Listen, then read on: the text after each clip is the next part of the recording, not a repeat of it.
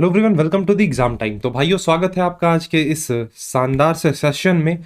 जैसा कि मैंने आपसे बोला था कि मैं जल्द ही 2022 के लिए 2022 स्टूडेंट्स के लिए बहुत सारी चीज़ें मैं यूट्यूब पे फ्री में लाने वाला हूं। तो उसमें से एक है MCQ series. Weekly current affair series launch हो चुका है। आई होप आप उसे देख रहे होगे। और ये जो दूसरा इंपॉर्टेंट अनाउंसमेंट है उनमें से एक है जो कि है एमसीक्यू सीरीज। इसमें हम करने वाले हैं हर एक चैप्टर के अलग अलग एमसीक्यूज, वो भी वेरियस पार्ट्स में। जितने टाइप के क्वेश्चंस पूछे जाते हैं आपके एंट्रेंस एग्जाम्स में, चाहे वो सीयू सेट हो, बीएचयू हो, डीयू हो, स्टेट यूनिवर्सिटीज ही क्यों ना हो, उन सबको हम कवर कर रहे होंगे इन एमसीक्यू सीरीज के अंदर। सो अगर आप हमारे चैनल पे नए हो, पहली बार मुझे देख रहे हो, तो चैनल को सब्सक्राइब करना और बेल आइकन को प्रेस करना। साथ ही साथ जो बच्चे इस चैनल पे नए आए हैं उनको मैं बताना चाहूंगा, हमारे बीकॉम एंट्रेंस के लिए एक प्रोग्राम चलती है, हमारे कोर्स चलती है, चाहो तो आप उसमें इनरोल हो सकते हो, जिसके अंदर आपको one of the best quality provide की जाएगी अलग अलग एजुकेटर्स के द्वारा, जिसके जिसके अंदर आपके BHU, DU, AU, CU set सारे ही मेजर एग्जाम्स कवर हो जाएंगे फॉर बीकॉम एंट्रेंस एग्जाम्स। क्या क्या फीचर्स मिलेंगे इसमें? लाइव प्लस रिकॉर्डेड लेक्चर्स होंगे, स्टडी मटेरियल जो कि आपके घर तक पहुंचाए जाएंगे, इंस्टेंट डाउट सॉल्विंग होगी, एमसीक्यूज फॉर एक्स्ट्रा प्रैक्टिस, साथ ही साथ प्रोटेस्ट सीरीज भी इंक्लूडेड है और मेजर यूनिवर्सिटीज कवर हैं इसके अंदर। ये रहा हमारा बुक। तो चाहो तो आप इसे इनरोल हो सकते हो। इनरोल होने के लिए दिए गए नंबर पे आपको कांटेक्ट करना होगा, जो कि है 8102043143। इस पे आप कांटेक्ट करके इसे ज्वाइन कर सकते हो। साथ ही साथ डिस्क्रिप्शन में डायरेक्ट परचेज लिंक मैंने दिया है, वहां से भी ज्वाइन कर सकते हो। सो वीडियो में आगे बढ़ते हैं, उससे पहले एक और इंपॉर्टेंट बात। हर वीडियो में ये चीज नहीं बताऊंगा, आज बता दे रहा हूं कि ये जो एमसीक्यूज होंगे इसके अलग अलग पार्ट आएंगे। ऐसा नहीं होगा कि मैं एक वीडियो में एमसीक्यू बोल रहा हूँ, एक वीडियो के अंदर तुम्हारे सारे एमसीक्यूज कवर करवा दूंगा। करवाना पॉसिबल है, लेकिन उसमें बताता हूँ क्या होगा।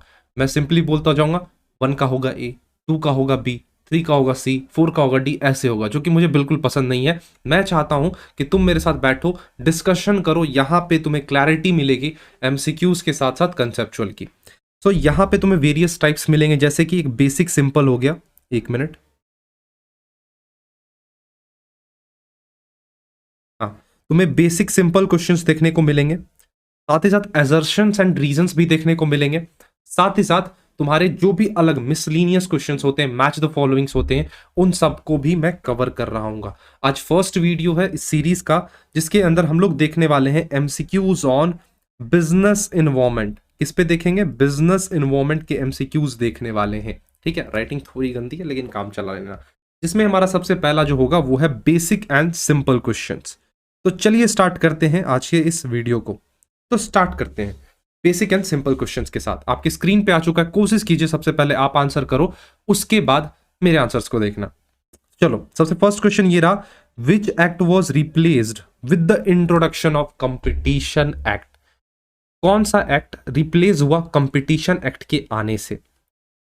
ध्यान से सुन रहे हो क्वेश्चन को? यहां पे दो चीज बात की गई है, ऐसा नहीं पूछा जा रहा which act replace the competition act. यहां पे पूछा जा रहा है कौन सा एक्ट रिप्लेस हुआ कंपटीशन एक्ट के आने से। तो ध्यान से इसका आंसर करना। अगर तुम्हें आंसर आ गया तो कमेंट सेक्शन में भी बता सकते हो, साथ ही साथ अभी जो प्रीमियर चल रहा है उस पर भी तुम बता सकते हो। तो देखो, इसका राइट आंसर होगा एमआरटीपी एक्ट। ये सबको पता है, तुमने अगर पढ़ रखा है मेरे साथ बिजनेस एनवायरनमेंट पेड कोर्स के अंदर, तो ये बातें तुम्हें पता होंगी। एमआरटीपी एक्ट क्या होता है? एमआरटीपी एक्ट, इसका फुल फॉर्म तुम्हें बताना है। ठीक है, फुल फॉर्म कमेंट सेक्शन में जरूर बताना। उससे पहले मैं तुम्हें इंफॉर्मेशन देने वाला हूं कंपटीशन एक्ट के बारे में, कि कंपटीशन एक्ट होता क्या है। सबसे पहले ये जो कंपटीशन एक्ट है इसे लाया गया था इन द ईयर 2002। अगर हम पर्टिकुलरली बात करें मंथ्स की, तो इसे लाया गया था in the month of December. Note कर लेना, in the month of December. एक मिनट, एक ग्लिच हुआ है, just wait for a minute, मैं चेक कर ले रहा हूँ। वैसे चलो ठीक है, लाइट चली गई है, तो मैं दिख रहा हूँ तुम्हें, कोई प्रॉब्लम नहीं है इसमें। विजिबल हो ना? हाँ, होगा। तो चलो, बात कर रहे थे कंपटीशन एक्ट के बारे में। तो कंपटीशन एक्ट आया था इन द ईयर 2002, और पर्टिकुलरली मंथ की बात करें तो इसे दिसंबर के महीने में लाया गया था। इसमें देखो हुआ क्या था, कुछ एक्टिविटीज ऐसी होती हैं, कुछ अनफेयर एक्टिविटीज ऐसी होती हैं जो कि वेरियस बिजनेस एंटिटीज को फ्री ट्रेड करने में रोकती हैं। किन्हें? वेरियस बिजनेस एंटिटीज को। मान लो दो फर्म है, firm A and firm B. ठीक है, firm A and firm B. अब ये दोनों फ्रीली ट्रेड करना चाह रही हैं पर्टिकुलर मार्केट में, लेकिन कुछ एक्टिविटीज कोई भी कर सकता है। कोई दूसरा बिजनेस यूनिट कर रहा हो या कोई इंडिविजुअल ऐसा कर रहा हो कि जो इन दो बिजनेस यूनिट्स में फ्री ट्रेड ना हो पा रही हो जिसकी वजह से, तो उसे हम नाम देते हैं अनफेयर ट्रेड्स, ठीक है, या अनफेयर प्रैक्टिसेस। तो ये क्या कर रही हैं, फ्री ट्रेड को होने से रोक रही हैं। तो जो कंपटीशन एक्ट लाया गया था वो लाया गया था फॉर प्रोहिबिटिंग या protecting the interest of the business entities, मतलब फ्री ट्रेड होने से जो भी एक्टिविटीज रोक रही थी उन एक्टिविटीज को खत्म करने के लिए। कंज्यूमर्स हम हुए, ठीक है, मान लो हम कंज्यूमर्स हुए, तो हमारे इंटरेस्ट को भी देखने के लिए कंपटीशन एक्ट लाया गया था। अगर इसके हम इंपॉर्टेंट फीचर्स की बात करें तो उनमें से एक होता है to ban abusive monopoly situation, कि अगर कोई सेलर मार्केट में मोनोपोली क्रिएट करने की कोशिश कर रहा है तो कहीं ना कहीं उसे भी रोकना कंपटीशन एक्ट का काम होता है। तो इस पर्टिकुलर एक्ट ने कौन सा एक्ट ने, कंपटीशन एक्ट ने रिप्लेस करा था एमआरटीपी एक्ट को। फुल फॉर्म मैं नहीं बताऊंगा, तुम बता रहे हो। एमआरटीपी एक्ट में कुछ कमियां थी जिसे कि अपग्रेड करके लाया गया था कंपटीशन एक्ट के अंदर। आई होप तुम्हें ये चीज क्लियर हो गई होगी। ठीक है, यहां तक कोई दिक्कत है तो कमेंट सेक्शन में यार जरूर बताना। बढ़ते हैं अपने नेक्स्ट क्वेश्चन की तरफ, जो कि है competition act was enacted in the year. तो यार मैंने तुम्हें बता ही दिया, यहाँ पे ईयर्स देखो इसमें सेम है, इसमें सेम है, जनवरी 1919, ये तो कोई चांस ही नहीं है, नन ऑफ दिस कोई चांस ही नहीं है। तो दो ऑप्शंस आ गए, जून 2002 और दिसंबर 2002। तुम्हें क्लियरली पता है 2002 में आया था, और महीना मैंने अभी तुम्हें बताया ही जस्ट थोड़ी देर पहले। तो दिसंबर 2002 आपको याद रखना है। क्लियर है यहां तक? नेक्स्ट क्वेश्चन आता है, कौन सी कमिटी ने रिकमेंड करा था for the enactment of a competition act. Basically अभी हम लोग कंपटीशन एक्ट के बारे में बात कर रहे हैं। तो देखो ये उन्हीं को पता होगा जिन्होंने डीप स्टडी करा होगा, ठीक है, मतलब तुमने लाइन को थॉरली पढ़ा होगा, तब जाकर तुम्हें इसके बारे में नॉलेज मिलेगा। तो कौन सी कमिटी ने रिकमेंड करा था for enactment of a competition act. तो ये हमारा क्वेश्चन नंबर 3। कोशिश करो अगर तुम्हें पता है तो आंसर करने का। तो इसका राइट आंसर होगा high level committee on the competition policy and law. ये होगा, इसमें कुछ डिस्कस करने जैसा नहीं है, ये रहा राइट आंसर आपका। चलो नेक्स्ट क्वेश्चन की तरफ बढ़ते हैं। नेक्स्ट क्वेश्चन आता है, dash is concerned with the withdrawal of state from an industry और सेक्टर पार्शियली और फुल्ली। क्या क्वेश्चन बोल रहा है, ध्यान से सुनना, ठीक है। Dash is concerned with the withdrawal of state, withdrawal of state की बात की जा रही है, withdrawal of state from an industry और सेक्टर पार्शियली या फिर फुल्ली। क्या था वो जिसकी वजह से स्टेट का विड्रॉल होगा। स्टेट का विड्रॉल इन द सेंस कि गवर्नमेंट ने विड्रॉल करा फ्रॉम एन इंडस्ट्री या फिर किसी सेक्टर से, या तो पार्शियली या तो फुल्ली। मतलब कौन सी वैसी एक्टिविटी या कौन सी चीज वो लाई गई थी जिसकी वजह से कहीं ना कहीं गवर्नमेंट को अपना स्टेक हटाना पड़ा था किसी भी पर्टिकुलर इंडस्ट्री से, या तो पार्शियली या तो फुल्ली। तो उसका इसका जो राइट आंसर होगा वो होगा प्राइवेटाइजेशन। प्राइवेटाइजेशन में क्या देखा गया था कि जितने भी यूनिट्स जो कि कहीं ना कहीं डिक्लाइन हो रही हैं, जो मतलब जिनकी बहुत ही कह सकते हो कि खत्म होती जा रही हैं, खत्म इन द सेंस कि उनका कोई भी वैल्यू नहीं रह रहा, वो ग्रो नहीं कर पा रही हैं, उन्हें प्राइवेटाइज किया जाना स्टार्ट कर दिया गया था। ये किसके तहत हुआ था, एलपीजी पॉलिसी के तहत। तो इसके लिए ये इंपॉर्टेंट है कि तुम एलपीजी पॉलिसी पढ़ रखो, ठीक है। तो एलपीजी पॉलिसी के तहत ये सारी चीजें लाई गई थी कि उसमें से एक यूनिट था, एक टर्म था हमारा पी, जिसे कि बोला गया प्राइवेटाइजेशन, ठीक है। कौन सा था, प्राइवेटाइजेशन। सो हम बात कर रहे हैं यहाँ पे प्राइवेटाइजेशन की। तो प्राइवेटाइजेशन क्या होता है, यहाँ पे जो सिक यूनिट्स होती हैं, जो इंडस्ट्रियल यूनिट्स होती हैं, गवर्नमेंट यूनिट्स होते हैं, उन्हें कन्वर्ट किया जाता है इन प्राइवेट सेक्टर्स। जिससे क्या होता है, कहीं ना कहीं तुम्हें भी ये चीजें पता है कि गवर्नमेंट यूनिट्स कुछ हद तक स्लो होती हैं। तो और जो प्राइवेट सेक्टर्स होते हैं वो कहीं ना कहीं अपने पेस पे काम करते हैं, क्योंकि उनका मेन पर्पस ही होता है कि प्रोडक्टिविटी ज़्यादा निकालना है, आउटपुट ज़्यादा लाना है। तो इसका जो राइट आंसर होगा वो क्या होगा, privatisation is the right answer, ठीक है। चलो बढ़ते हैं आगे, जस्ट वेट फॉर मिनट।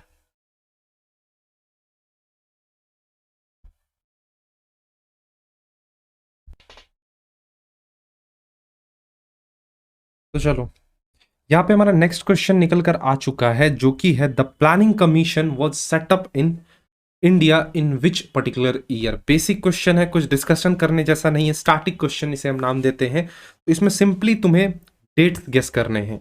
तो इसका जो राइट आंसर होगा, प्लानिंग कमीशन कौन से ईयर में सेटअप किया गया था, तो इसका जो राइट आंसर होगा वो होगा 1950, in the year 1950 planning commission was setup. एक बार तुम इसे डेट चेक कर लेना, मेरे हिसाब से 1950 ही होगा, मुझे इन दो में कंफ्यूजन हो रहा है, लेकिन 1950 ही होना चाहिए। एक बार जस्ट क्रॉस चेक करना फ्रॉम गूगल बाबा। तो नेक्स्ट क्वेश्चन की तरफ मूव ऑन करते हैं, जो कि है who is the president of national development council. ठीक है, ये रहा आपका सेकंड क्वेश्चन आपके सामने पूछा जा रहा है। नेशनल डेवलपमेंट काउंसिल, जिस शॉर्ट फॉर्म में हम लोग एनडीसी भी बोलते हैं। तो यहाँ पे एनडीसी के प्रेसिडेंट की बात करूं तो प्राइम मिनिस्टर हमारे प्रेसिडेंट होते हैं, प्राइम मिनिस्टर हमारे प्रेसिडेंट होते हैं किसके, एनडीसी के, नेशनल डेवलपमेंट काउंसिल। क्लियर है? ठीक है, बढ़ते हैं आगे अपने नेक्स्ट क्वेश्चन की तरफ। अब बारी आती है गैट की। यहां पे स्पेलिंग में एरर है, होगा GATT, गैट। तो चलो बात करते हैं गैट के बारे में। सबसे पहले अगर मैं तुम्हें फुल फॉर्म बताऊं गैट की, तो इसका फुल फॉर्म होता है, ध्यान से सुनना, नोट भी कर लेना, general agreement on tariffs and trade, GATT।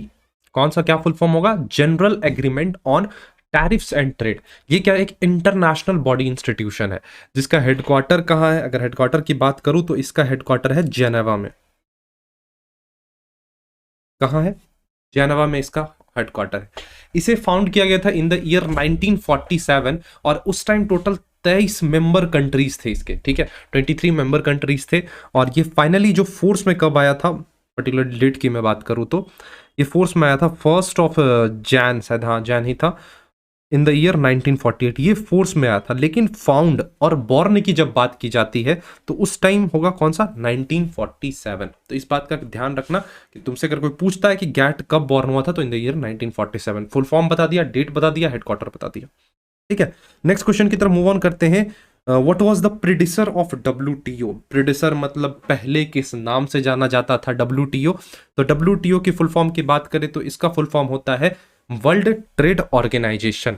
ठीक है, तो इस ये कब लाया गया था, गैट को रिप्लेस किया गया था, गैट को ट्रांसफॉर्म किया गया था इन द WTO। तो इसका राइट आंसर होगा गैट। यहाँ पे स्पेलिंग में एरर है, GATT होगा। क्लियर है यहां तक? तो चलिए मूव करते हैं अपने नेक्स्ट क्वेश्चन पे, जो कि है क्वेश्चन नंबर 9। यहां पे आपसे पूछा जा रहा है in which year WTO was formulated. WTO को किस पर्टिकुलर ईयर में फॉर्मुलेट किया गया था। तो सबसे पहले WTO की बात करें तो इसका फुल फॉर्म होता है वर्ल्ड ट्रेड ऑर्गेनाइजेशन। ठीक है, इसे फॉर्मुलेट किया गया था इन द ईयर 1995। तो बेसिक क्वेश्चन है, इसमें कुछ डिटेल जैसा डिस्कशन करना है नहीं हमें। नेक्स्ट क्वेश्चन आता है फेमा। सबसे पहले हमें जानना होगा कि फेमा होता क्या है। फुल फॉर्म की बात करूं तो इसका फुल फॉर्म होता है foreign exchange and management act. क्या होता है, foreign exchange and management act. इसे लाया गया था इन द ईयर 1999। इससे पहले एक और एक्ट हुआ करता था जिसका नाम था फेरा, FERA, फेरा। इसे किस ईयर में लाया गया था, इन द ईयर 1973 में लाया गया था। ठीक है, एक बार क्रॉस चेक कर लेना, 1973 में लाया गया था। तो जो फेरा एक्ट था, foreign exchange and regulation act, वो रिप्लेस किया गया था फ्रॉम फेमा।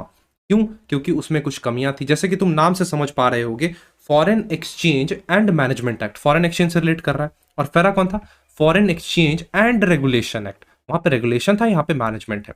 तो कहीं ना कहीं फेरा में कुछ अपग्रेडेशन की जरूरत थी, जिसकी वजह से उसे रिप्लेस किया गया फ्रॉम फेमा। तो इसका राइट आंसर होगा 1999। बढ़ते हैं नेक्स्ट क्वेश्चन की तरफ, जो कि यहाँ पे पूछा गया है the policy of government related to export and import. आयात और निर्यात से रिलेटेड सरकार की कौन सी पॉलिसी होती है, तो उसे हम नाम देते हैं एग्जिम पॉलिसी। कुछ डिस्कशन जैसा करना नहीं है इसमें, EXIM policy, export and import policy. Next question हमारा यहाँ पे निकल कर आता है, wait for minute.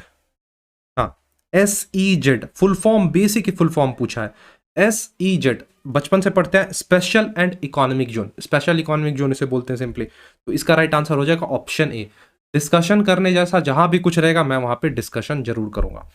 Next question आता है consumer protection act was came into force. कौन से पर्टिकुलर ईयर में आया था, तो इसका राइट आंसर होगा 1986। अब कंज्यूमर प्रोटेक्शन एक्ट क्या होता है, तो ये पर्टिकुलर एक्ट हम जैसे और आप जैसे कंज्यूमर के इंटरेस्ट को देखते हुए लाया गया था, फॉर प्रोटेक्टिंग आवर इंटरेस्ट। क्यों सर, क्यों हमारे इंटरेस्ट को ही क्यों प्रोटेक्ट करना है, क्योंकि जो मार्केट में सेलर्स बैठे हुए हैं वो हम जैसे कंज्यूमर्स को, आप जैसे कस्टमर्स को कौवों की तरह पकड़ना चाहते हैं। मतलब हमारे साथ मैलवेयर बोल रहा हूँ, अनफेयर ट्रेड प्रैक्टिसेस करना चाहते हैं, मैल प्रैक्टिसेस करना चाहते हैं, मतलब हमें फ्रॉड हमारे साथ करना चाहते हैं, कुछ गलत चीजें हमें बेचना चाहते हैं, तो उन सबको देखते हुए कंज्यूमर प्रोटेक्शन एक्ट लाया गया था इन द ईयर 1986।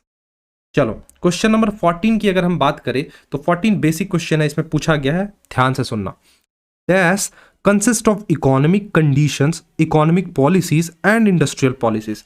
तीन टर्म है यहाँ पे, economic conditions, economic policies and economic industrial policy and industrial policy, तीन चीजें हैं। तो तुम कहीं ना कहीं अगर ये तीन टर्म से तुम फेमिलियर होगे तो कहीं ना कहीं तुम रिलेट कर सकते हो इसे अपने इकोनॉमी से, अपने कंट्री से तुम रिलेट कर सकते हो। क्यों सर? क्योंकि यहाँ पे तुम्हारी इकोनॉमिक कंडीशन की बात की गई कि तुम्हारे कंट्री में कैसी कंडीशन है, क्या क्या नॉर्म्स हैं, क्या क्या पॉलिसीज हैं, उसके बारे में बात की गई। तीसरी चीज, यहाँ पे इंडस्ट्रियल पॉलिसीज की इन टोटल बात की जा रही है, तो ये चीज कहाँ पे हो सकती है? एक इकोनॉमिक के अंदर हो सकती है। तो ये किस टाइप का इकोनॉमिक सिस्टम है तुमसे पूछा जा रहा है, तो यहाँ पे ऑप्शंस दिए हुए हैं, business environment, economic environment, natural environment या फिर नन। तो सर ये हमारे हिसाब से इकोनॉमिक इन्वायरमेंट के अंदर आना चाहिए। क्या होता है, कैसे होता है, इसके लिए आपको डिटेल लेक्चर्स देखने होंगे। पढ़ते हैं अपने नेक्स्ट क्वेश्चन की तरफ। पूछा जा रहा है Indian economy is an example of. Indian economy किसका उदाहरण है, किसका एग्जाम्पल है? तो सर इसका जो राइट आंसर होगा वो होगा mixed economy. Sir mixed economy क्या होता है? देखिए जरा, मिक्स्ड इकोनॉमी में दो सेक्टर्स होते हैं, private as well as public, मतलब दोनों ही सेक्टर यहाँ पे मिलके काम करते हैं। ऐसा नहीं होता है कैपिटलिस्ट इकोनॉमी की तरह या फिर कह लो तुम प्राइवेट इकोनॉमी की तरह जहाँ पे सिर्फ एक ही सेक्टर हो।